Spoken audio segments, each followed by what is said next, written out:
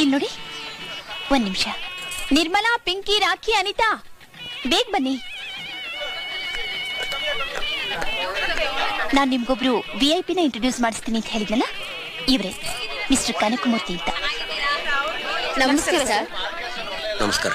ನೋಡೋಕೆ ಸಿಂಪಲ್ ಆಗಿದ್ದಾರೆ ಅಂತ ಅನ್ಕೋಬೇಡಿ, ತುಂಬಾ ದೊಡ್ಡ ವ್ಯಕ್ತಿ. ಯಾರು ಏನೇ ಕೇಳಿದ್ರು ಇಲ್ಲ ಅನ್ನಲ್ಲ. ದಾನ ಧರ್ಮ ಮಾಡೋದ್ರಲ್ಲಿ ಎತ್ತಿದ ಕೈ.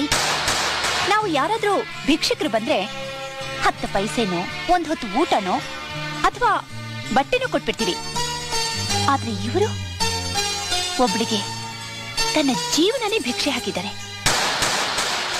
ಭಿಕ್ಷೆ ಹಾಕಿಸ್ಕೊಂಡು ಪುಣ್ಯಾತ್ಕಿತಿಗೆ ಕೃತಜ್ಞತೆನೇ ಇಲ್ಲ, ಎಲ್ಲ ಮರ್ತು ಬಿಟ್ಟು ಫೋರ್ಸ್ ಕೊಡ್ತಾಳೆ.